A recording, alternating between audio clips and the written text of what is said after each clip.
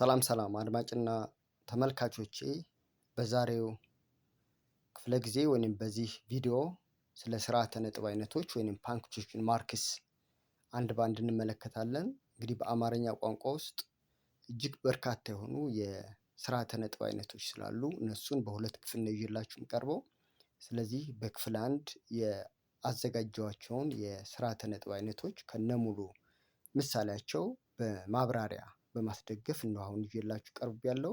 አብራችሁን ቆዩ። እንግዲህ ስርዓተ ነጥቦች በጽሁፍ ውስጥ ወይንም በጽሁፍ ቋንቋ ውስጥ እጅግ ከፍተኛ የሆነ ድርሻ ወይንም አስተዋጽኦ አላቸው። እንግዲህ ቋንቋን በሁለት መውሰድ እንችላለን፣ የንግግር ቋንቋና የጽሁፍ ቋንቋ ብለን መፈረጅ እንችላለን። ስለዚህ በጽሁፍ ቋንቋ ውስጥ እነዚህ ስርዓተ ነጥቦች ወይንም ፓንክቹዌሽን ማርክስ የምንላቸው ትልቅ ፋይዳ ወይንም ጠቀሜታ አላቸው። ምክንያቱም ጸሐፊውና መልእክቱ የሚደርስለት ሰው በአካል ስለማይገናኙ የሚጻፈው መልእክት ለአድማጩ በትክክለኛ መንገድ ወይም አሻሚ ባልሆነ ሁናቴ ይደርሰው ዘንድ እነዚህ ስርዓተ ነጥቦች እጅግ ከፍተኛ የሆነ ድርሻ ወይንም አስተዋጽኦ አላቸው። እንግዲህ በጽሁፍ ላይ የሰፈረ ሀሳብ ወይንም ቋንቋ መልእክቱ ሳይሻማ ግልጽ ሆኖ እንዲተላለፍ ለማድረግ እነዚህ ስርዓተ ነጥቦች ምንድን ናቸው? ያስፈልጋሉ ማለት ነው። ስለዚህ በአማርኛ ቋንቋ ውስጥ በጣም ብዙ የስርዓተ ነጥቦች አይነቶች አሉ። ከነሱ መካከል የመጀመሪያው አንድ ነጥብ የምንለው ነው። እንግዲህ ፊት ለፊታቸው የስርዓተ ነጥብ አይነቱን ለማስቀመጥ ሞክሬያለሁ። አንድ ነጥብ የምንለው እንደዚህ አይነት ነው። እንግዲህ አንድ ነጥብ የተለያየ አገልግሎት አለው። አንድ ነጥብ በግዕዝ ነቁጥ ነው የሚባለው። ይቺ ስርዓተ ነጥብ ምን ትባላለች? ነቁጥ ስትባል በአማርኛ ደግሞ ይዘት በመባል ትጠራለች ማለት ነው። ስለዚህ አንድ ነጥብ አንደኛ ነቁጥ ሊባል ይቻላል ወይንም ይዘት ተብሎም ሊጠራ ይችላል።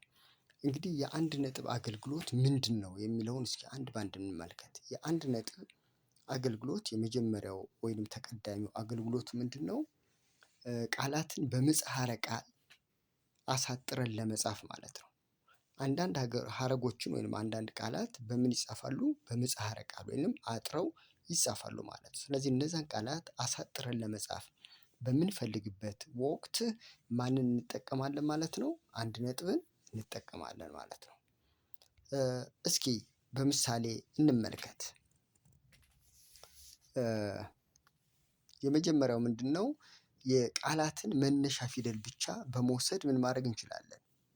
ማሳጠር እንችላለን ማለት ነው። ሁለት አይነት ወይንም ቃላትን በሁለት መንገድ አሳጥረውን ወይም በምህጻረ ቃል መጻፍ እንችላለን። የመጀመሪያው ምንድን ነው የሚለን እዚህ ጋር የቃላትን መነሻ ፊደል ብቻ በመውሰድ ምን ማድረግ እንችላለን? ማሳጠር እንችላለን። ለምሳሌ እንመልከት እዚህ ጋር የተባበሩት መንግስታት ድርጅት የሚል አንድ ሀረግ ተሰጥቶናል። ስለዚህ ይህንን ሀረግ አሳጥረን ስንጽፈው እንዴት ነው የሚሆነው? ተከታተሉ። ተመድ ይሆናል ማለት ነው። ልብ በሉ ተማሪዎች። ሁልጊዜ የምትለዋ እዚህ ጋር የምትገባዋ ፊደል በምህጻረ ቃል ውስጥ ምን አትደረግም? አትካተትም ማለት ነው። ስለዚህ ተ ነጥብ መ ነጥብ ወይንም አንድ ነጥብ ድ አንድ ነጥብ እናደርጋለን ማለት ነው። ሌላው ትኩረት ማድረግ ያለብን የመጨረሻው ቦታ ላይ ያለችዋ ይቺ ነጥብ መቀመጥ አለባት፣ ከድ በኋላ ያለችዋ ማለት። ስለዚህ ተመድ ብለን ምን ማድረግ እንችላለን? ማሳጠር እንችላለን ማለት ነው። እዚህ ጋር እንመልከት።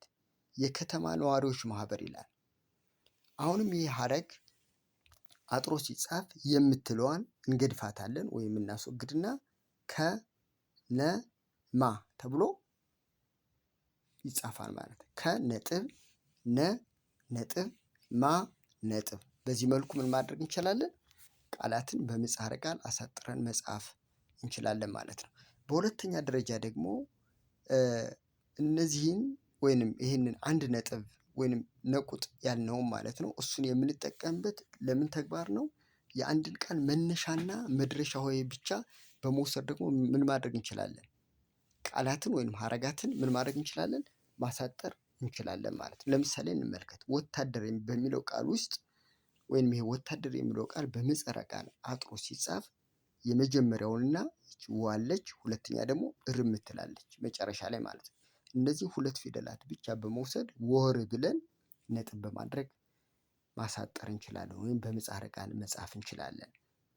ወይዘሮ የሚለው ጋር ተመልክቶ ነው የመጀመሪያውን ወ ወሰድን እዚህ ጋር፣ ከዛ ደግሞ ሮ ወሰድን። ስለዚህ ወይዘሮ በምህጻረ ቃል ሲጻፍ ወሮ ከዛ ነጥብ አንድ ነጥብ እንጠቀማለን ማለት ነው።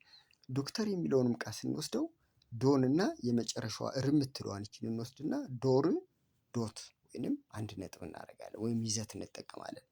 ሚኒስተር የሚለውንም ቃል በምህጻረ ቃል ስንጽፈው የመጀመሪያዋን ምንድን ፊደል ሚንና ከዛ እርምትለዋን ሁለቶችን በመውሰድ ሚር ነጥብ ወይንም ይዘት አድርገን መጻፍ እንችላለን ማለት ነው።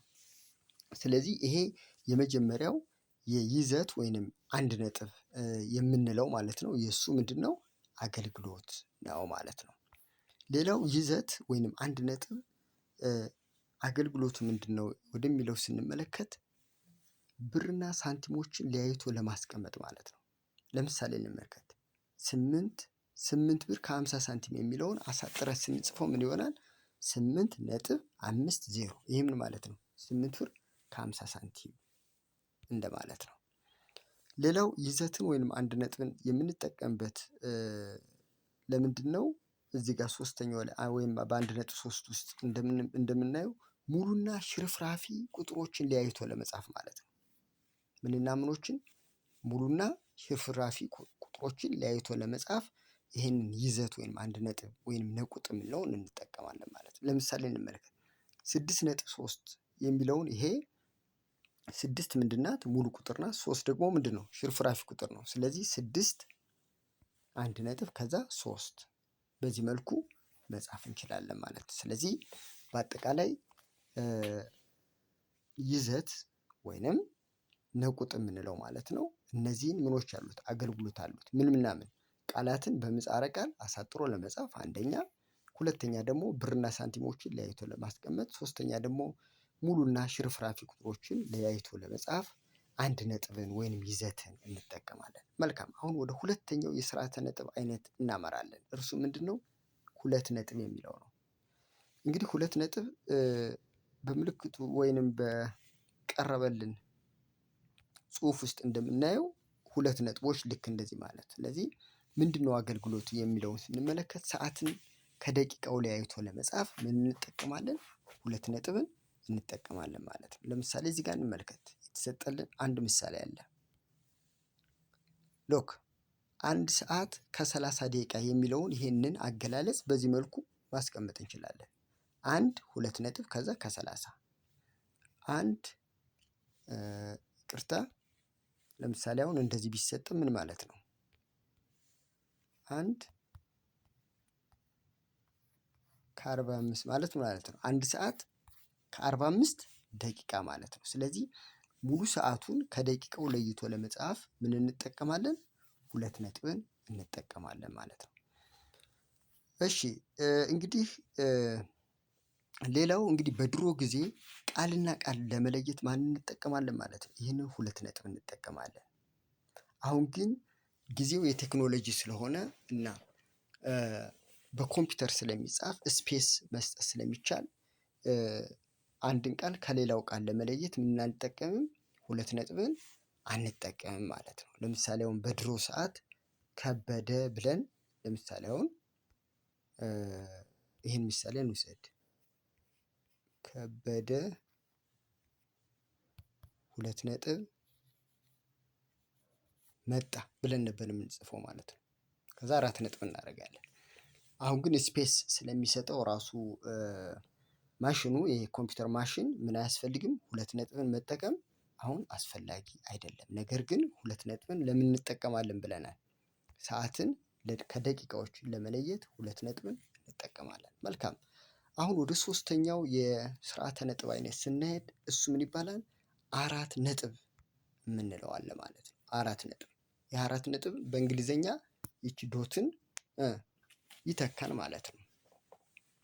ስለዚህ የአራት ነጥብ አገልግሎት ምንድን ነው የሚለውን ስንመለከት 4 ነጥብ በዋናነት አንድ አገልግሎት ነው ያለው። እርሱ ምንድን ነው? የአረፍተ ነገሩ ሀሳብ ሲቋጭ መደምደሚያ ሆኖ በአረፍተ ነገሩ መጨረሻ ላይ ይቀመጣል ማለት ነው። እዚህ ጋር ምሳሌ እንመልከት።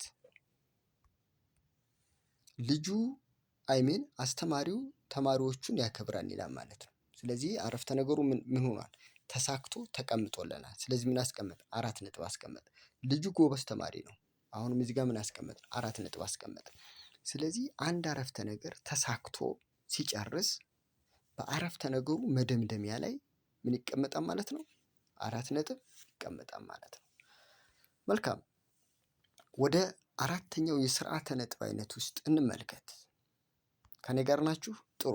እሱ ምን ይባላል? 2 ነጥብ ከሰረዝ ይባላል ማለት ነው። 2 ነጥብ እናደርጋለን፣ ከዛ ሰረዝ። ምንድን ነው አገልግሎቱ የሚለውን እስኪ አብረን እንመልከት። እንግዲህ ይህ 2 ነጥብ ከሰረዝ የምንለው ይህ ስርዓተ ነጥብ መሪ ሀሳቡን አንደኛው አገልግሎት ምንድን ነው? ተከትለው ወደሚመጡ ዝርዝር ነገሮች ለማንደርደር ያገለግላል ማለት ነው። የሆነ አንድ መሪ አረፍተ ነገር ይኖራል። ከዛ መሪ አረፍተ ነገር መሰረት አድርገው ወይም ያንን መሪ አረፍተ ነገር ተከትለው የሚመጡ የሚዘረዘሩ ነገሮች ካሉ ምን እንጠቀማለን? 2 ነጥብ ከሰረዝ እንጠቀማለን። ምሳሌ እስኪ እንመልከት። ቋንቋ 4 ዘርፎች አሉት ይላል። ስንት ዘርፎች አሉት? 4 ዘርፎች አሉት። እነሱም ብለን ተመልከቱ። እዚህ ጋር እነሱም ማዳመጥ፣ መናገር፣ ማንበብ፣ መጻፍ። እነዚህ ምንድን ናቸው? ቋንቋ 4 ዘርፎች አሉት የሚለውን ይህንን መሪ ሀሳብ ተከትለው የሚመጡ ምንድኖች ናቸው? ዝርዝር ነገሮች ናቸው። ምን የሚሉት እዚህ ጋር የተጠቀሱልን ማለት ነው። 4ቱ የቋንቋ ኪሎች ተጠቅሰውልናል። ማዳመጥ፣ መናገር፣ ማንበብ፣ መጻፍ የሚሉት ማለት ነው። ስለዚህ በአረፍተ ነገር ውስጥ ያለን መሪ ሀሳብ ተከትለው የሚመጡ ዝርዝር ነገሮችን ለማንደርደሪያነት የምንጠቀመው የስርዓተ ነጥብ አይነት ምን ይባላል? 2 ነጥብ ከሰረዝ ይባላል ማለት ነው። መልካም፣ አሁን ወደ 5ኛው የስርዓተ ነጥብ አይነት ወይንም በአማርኛ ቋንቋ ውስጥ ወደምንጠቀመው የስርዓተ ነጥብ አይነት እንሄዳለን። እርሱ ምንድነው? ነጠላ ሰረዝ የሚባል ሲሆን ይህ ነጠላ ሰረዝ እጅግ በርካታ የሆኑ ምኖች አሉት? አገልግሎቶች አሉት። 2 የነጠላ ሰረዝ አይነቶች አሉ። ተመልከቱ እዚህ ጋር ይችኛዋ 1 ናት፣ ይችኛዋ 2ኛዋ ናት ማለት ነው። በመሰረቱ እነዚህን የነጠላ ሰረዝ አይነቶች በቅርጽ የተለያዩ ይሁኑ እንጂ አንዱ በአንዱ ቦታ ተክቶ መጠቀም ይቻላል። በአሁኑ ጊዜ ደግሞ በጥቅም ላይ የሚውለው ወይንም በብዛት ጸሐፊያን ሊሆኑ ይችላሉ ወይንም በተለያዩ ጽሁፎች ውስጥ ጥቅም ላይ እየዋለ የሚገኘው የመጀመሪያው ይችኛዋ ስርዓተ ነጥብ ናት እንጂ ይችኛዋ ምን አይነት ናት? ነጠላ ሰረዝ ትባላለች። ስለዚህ አንዱን በአንዱ ቦታ ምን ማድረግ ይቻላል? ተክቶ መጠቀም ይቻላል። እስኪ አሁን ወደ ስርዓተ ነጥቡ አገልግሎቶች እንመልከት። የመጀመሪያው ምንድነው? ተመሳሳይ ሙያ ያላቸውን የቃላት ድርድሮችን አንዱን ከአንዱ ለመለየት ማለት ነው። እስኪ ለምሳሌ እንመልከት። ድርጅታችን ጨው፣ ስኳር፣ ጥራጥሬ፣ ዱቄትና ዘይት ያከፋፍላል ይላል። እዚህ ጋር ተማሪዎቼ ልብ በሉ። ጨው፣ ስኳር፣ ጨው ብለን ነጠላ ሰረዝ አለ፣ ስኳር ነጠላ ሰረዝ አለ፣ ጥራጥሬ ነጠላ ሰረዝ አለ። እነዚህ ምንድን ናቸው? የሚዘረዘሩ ነገር ናቸው። ዱቄት ብለን እዚህ ጋር ምንድን ነው የምንለው? እና ወይንም ና ዘይት ነው የምንለው ማለት ነው እንጂ የመጨረሻው የሚዘረዘሩ ነገሮችን በምን አናያይዝም? በነጠላ ሰረዝ አናያይዝም። የምናያያዛት ማለት ና ወይንም እና በምትለዋ ነው ማለት ነው። ስለዚህ ጋር ትልቅ ትኩረት መስጠት አለብን። ለምሳሌ ድርጅታችን ጨው ነጠላ ሰረዝ፣ ስኳር ነጠላ ሰረዝ፣ ጥራጥሬ ነጠላ ሰረዝ፣ ዱቄት ነጠላ ሰረዝ ዘይት ብለን መጻፍ አንችልም። እዚህ ጋር ዱቄትና ዘይት የሚሉት የመጨረሻ የተዘረዘሩት እነዚህ ቃላት በማን ነው መጣመር ያለባቸው? እና በሚለው መጣመር መቻል አለባቸው ማለት ነው። መልካም፣ አሁን ወደ 2ኛው የነጠላ ሰረዝ አገልግሎት እንሄዳለን። ምንድን ነው አገልግሎቱ? የመጀመሪያውን አይተናል። በሁለተኛ ደረጃ የነጠላ ሰረዝ አገልግሎት ይሄ ነው። በአረፍተ ነገር ውስጥ የባለቤቱን ሙያ ከተጣማሪው ወይንም ከተጣማሪነት የሚገልጸውን ንዑስ ሐረግ ለመለየት ማለት ነው። ምን ማለት ነው? እስኪ በምሳሌ እንመልከት። አቶ ታምራት ጠንካራ ገበሬ ወይንም አቶ ታምራት ጠንካራው ገበሬ ዛሬ ተሸለሙ ይላል። ተመልከቱ። በዚህ አረፍተ ነገር ውስጥ ባለቤቱ ማን ነው? አቶ ታምራት የሚለው ነው። ስለዚህ አቶ ታምራትን የሚገልጽ የሆነ ነገር አለ። ማን ነው አቶ ታምራት ስንል ጠንካራው ገበሬ እንላለን ማለት ነው። ስለዚህ ጠንካራው ገበሬ የሚለው ምንድን ነው? ተጣማሪ የምንለው ማለት ነው። ግልጽ ነው። ይሄ ንዑስ ሐረጉን የሚለይልን ማለት ነው። ስለዚህ እዚህ ጋር እንደምንመለከተው የስርዓተ ነጥብ ቦታዋን ተመልከቱ። አቶ ታምራት ነጠላ ሰረዝ፣ ጠንካራው ገበሬ ነጠላ ሰረዝ።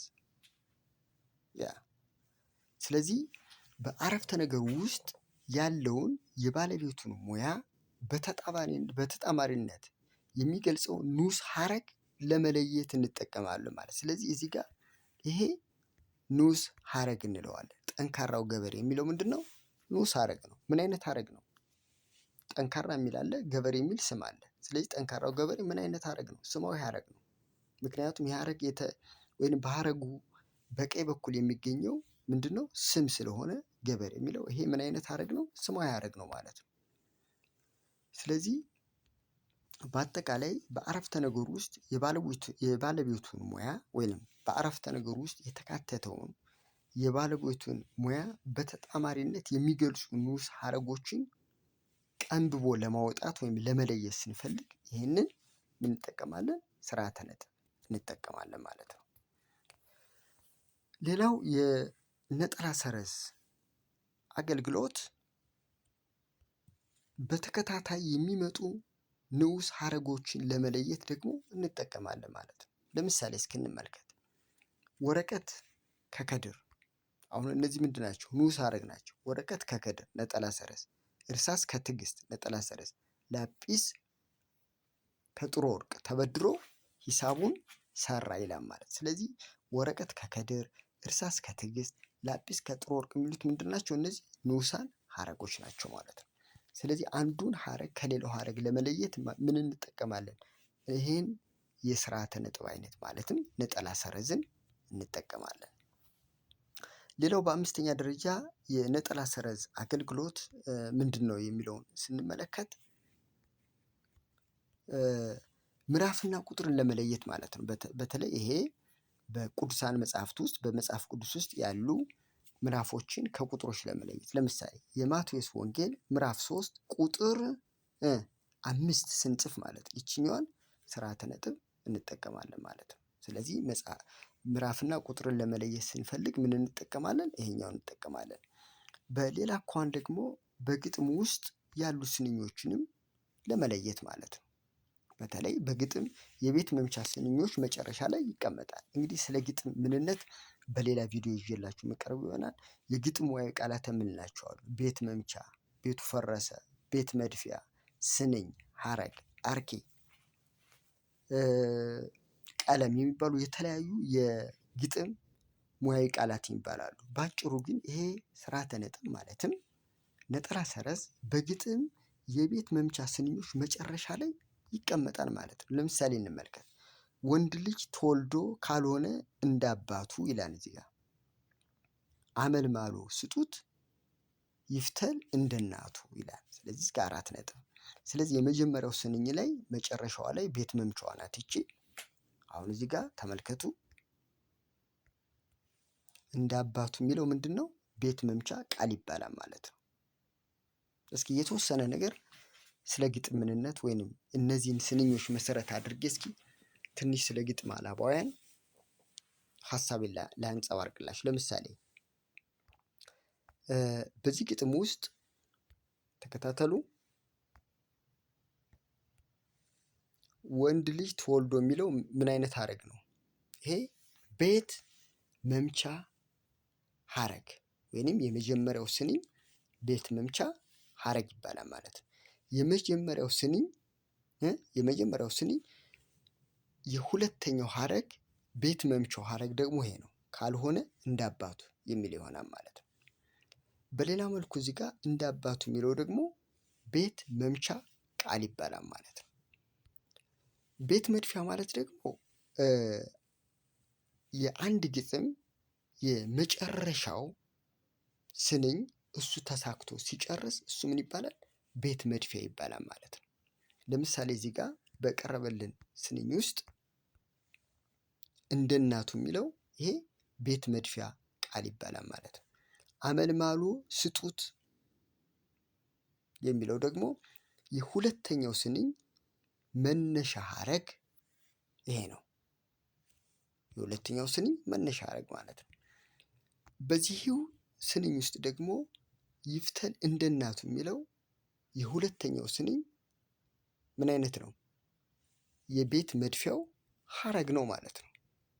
ስለዚህ ባጭሩ ቤት መድፊያና ቤት መምቻ የሚባሉ ኮንሴፕቶች አሉ። ከላይ እንደገለጽኩላችሁ እነሱን በሰፊው ስለ ግጥም ምንነት ይዤላችሁ በሚቀርበው ይዘት ላይ በሰፊው የሚተነትን ይሆናል። ባጭሩ ግን እነዚህ ወይንም ይሄ ስርዓተ ነጥብ ነጠላ ሰረዝ የምንለው በግጥም የቤት መምቻ ስንኞች መጨረሻ ላይ ምን ያደርጋል? ይቀመጣል ማለት ነው።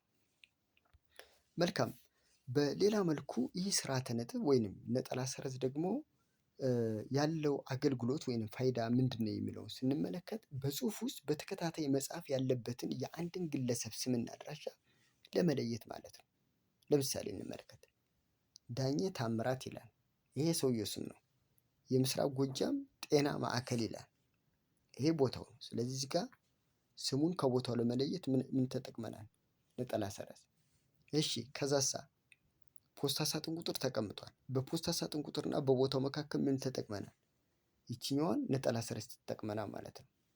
ከዛ ቦታው ሞጣ የሚል አለ። ሞጣ ዋናው ቦታ ነው የሚገኝበት። ስለዚህ በፖስታ ሳጥን ቁጥሩና ሞጣ በሚለው በቦታው መካከል ምንን ተጠቅመናል? የነጠላ ሰረዝ ምልክትን ተጠቅመናል ማለት። ስለዚህ ባጭሩ ነጠላ ሰረዝን በጽሁፍ ውስጥ በተከታታይ መጻፍ ያለበትን የአንድን ግለሰብ ስምና አድራሻ ለመለየት አንዱን ከአንዱ ለመለየት ይህንን ስርዓተ ነጥብ እንጠቀማለን። ጥሩ። አሁን ወደ ስድስተኛው የስርዓተ ነጥብ አይነት ስናመራ እሱም ድርብ ሰረዝ ይባላል። ድርብ ሰረዝ ይባላል። ልክ እንደዚህ አይነት ማለት ነው። ስለዚህ ምንድን ነው የድርብ ሰረዝ አገልግሎት የሚለውን እስኪ እንመልከት። የተለያየ አገልግሎት አለ። እርሱን አሁን አንድ በአንድ እንመለከታለን። አንደኛው በርከት ያሉ ምዕራፎችና ቁጥሮችን በአንድ ስፍራ በሚገኙበት ወቅት እነሱን በቅደም ተከተል ለማስቀመጥ ማለት ነው። ከላይ እንደገለጽኩላችሁ ምዕራፍና ቁጥርን ለመለየት ምን እንጠቀማለን ብያለሁ? ነጠላ ሰረዝ እንጠቀማለን ብያለሁ። ነገር ግን አሁን ደግሞ በርከት ያሉ የተለያዩ ምዕራፎችና ቁጥሮች በአንድ ላይ የሚመጡ ከሆኑ እነዛ ምዕራፍና ቁጥሮችን በምን እንለያቸዋለን? በድርብ ሰረዝ እንለየዋለን። ለምሳሌ እንመልከት። ዮሐንስ ምዕራፍ 3 ቁጥር 5 ይሄ አንድ እዚህ ጋር ተሰጥቶናል። ከዛሳ አሁንም ዮሐንስ 3 ቁጥር 12 አሁንም አለ። ሌላሳ ዮሐንስ 3 ወይም ምዕራፍ 3 ቁጥር 16። ስለዚህ 3 ምዕራፎች ተሰጥቶናል። እነዚህ ምዕራፎች አንዱ ከአንዱ ለመለየት ምንን ተጠቅመናል? ድርብ ሰረዝ እዚህ ጋር ተጠቅመናል። ድርብ ሰረዝ ተጠቅመናል ማለት ነው። ስለዚህ በዚህ መልኩ ድርብ ሰረዝ አገልግሎት አለው። ሌላው የድርብ ሰረዝ አገልግሎት ሁለት ሀሳቦችን በመስተጻምር አማካኝነት አጣምሮ ለማቅረብ።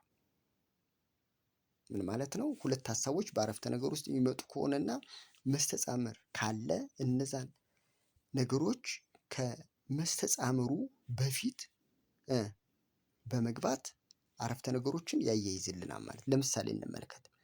ልጁን ደጋግሜ መከርኩት። ይሁን እንጂ ተመልከቱ፣ ይሁን እንጂ የሚል ምን አለ? መስተጻምር አለልን ማለት ወይም አያያዥ ቃል አለ ማለት ነው። ስለዚህ ከይሁን እንጂ በፊት ምን እናስቀምጣለን ማለት ነው? ይህንን ድርብ ሰረዝ እንጠቀማለን ማለት ነው።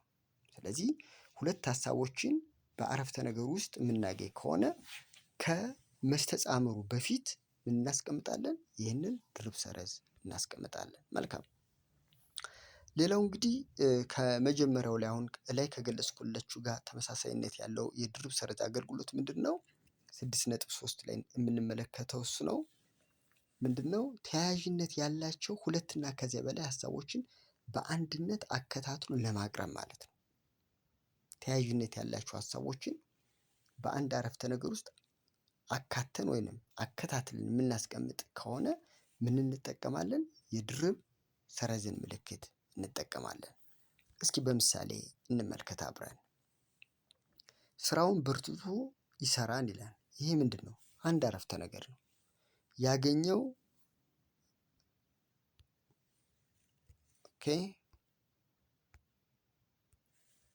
ስራውን በርትቶ ይሰራል። አንድ ያገኘውን በደስታ ይበላል። ሁለት ከዛ በጊዜ ገብቶ ይተኛል።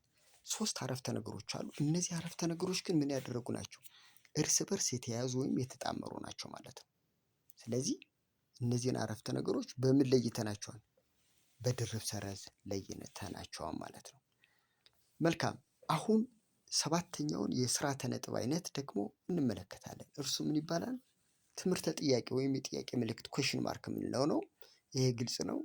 የጥያቄ ምልክት ወይንም ትምህርተ ጥያቄ ጥያቄያዊ ከሆነ አረፍተ ነገር መጨረሻ ላይ የሚገባ የስርዓተ ነጥብ አይነት ነው። ለምሳሌ እንመልከት። የቤት ስራን ሰርታን ጥያቄያዊ ነው። ጥያቄ ምልክት። ለምን ጠራኝ? ይህ ምንድን ነው? ጥያቄያዊ አረፍተ ነገር ነው ማለት ነው። ስለዚህ ጥያቄ አረፍተ ነገር ለመመስረት ወይንም ከጥያቄ አረፍተ ነገር መጨረሻ ላይ ምን እንጠቀማለን? የጥያቄ ምልክትን እንጠቀማለን። በስምንተኛ ደረጃ የምናየው በአማርኛ ቋንቋ ውስጥ የተለመደው የስርዓተ ነጥብ አይነት ምንድን ይባላል? ቅንፍ ይባላል ማለት ነው። እስኪ የቅንፍን አገልግሎት እንመልከት። እንግዲህ ቅንፍ ወይም የሚለውን ቃል በመተካት የሚገባ የስርዓተ ነጥብ አይነት ነው ማለት ነው። ወይም ማለት ነው ቅንፍ ማለት ነው። ለምሳሌ ነገ ጠዋት ወላጅህን ቅንፍ ተመልከቱ እዚህ ጋር ወይም አሳዳጊን ይዘህ መምጣት አለብህ። ስለዚህ ይህን አረፍተ ነገር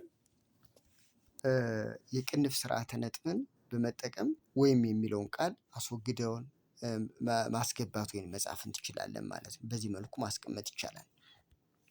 መልካም እንግዲህ ተማሪዎች ከላይ ከ1 እስከ 8 በአማርኛ ቋንቋ ውስጥ የምንጠቀምባቸውን የስርዓተ ነጥብ አይነቶች በዝርዝር ከነምሳሌያቸው አቅርቤላችኋለሁ። እስኪ እነዚህን ምሳሌዎች መሰረት ወይም እነዚህን ስርዓተ ነጥቦች መሰረት ያደረጉ መልመጃ ወይም የመልመጃ ጥያቄዎች አሉ። እነሱን አንድ በአንድ ወደ መስራት እናመራለን።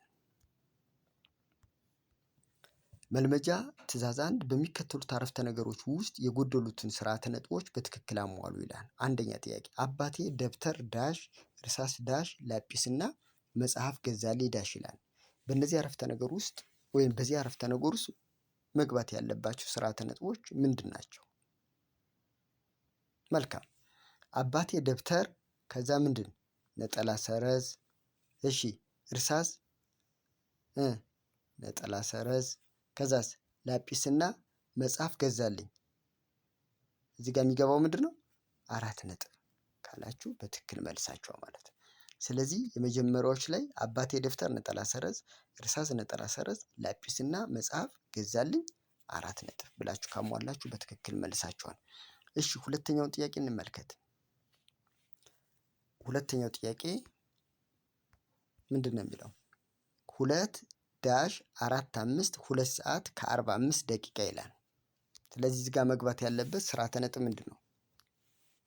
1 ነጥብ ነውስ 2 ነጥብ?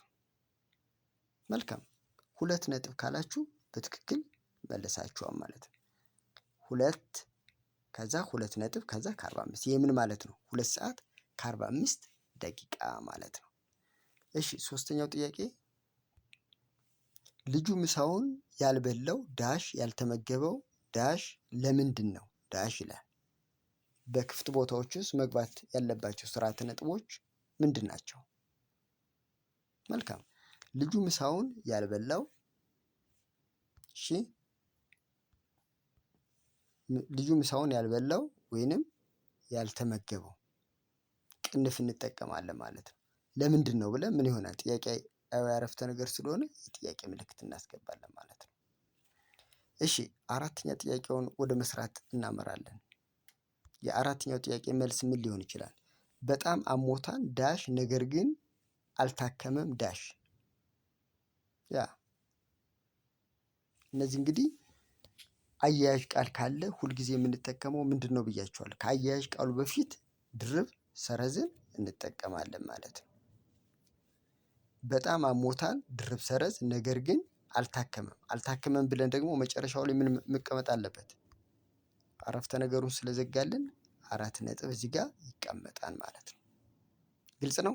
ጥሩ መልካም ተማሪዎች እንግዲህ በቀጣይ ወይም በፓርት 2 በክፍል 2 ደግሞ የሚከተሉትን የስርዓተ ነጥብ አይነቶች በሰፊው ከሙሉ ምሳሌና ማብራሪያ ጋር ይዤላችሁ ይቀርባል። እሱም ስለ ሶስት ነጥብ ምንነት፣ ስለ ድርብ ትምህርተ ጥቅስ፣ ስለ ነጠላ ትምህርተ ጥቅስ፣ ስለ ህዝባር ወይም አቆልቋይ፣ ስለ ጭረት፣ ስለ ኮከብ ምልክት፣ ኮከብ ወይም ማለበሚያ የምትባለው ማለት ነው። ባለፈው በቲክቶክ ፕላትፎርም ላይ ጠይቂያችሁ ነበር። ስለ ሩይ ምን ማለት ነው? ሩይ የሚለው ስርዓተ ነጥብ፣ ስለ አቢሰረዝ፣ ስለ ሰረዝ ወይም ጭረት ምንነት፣ ስለ እነዚህ የስርዓተ ነጥብ አይነቶች በሰፊው ይዤላችሁ የምቀርብ ይሆናል ማለትም በክፍል 2።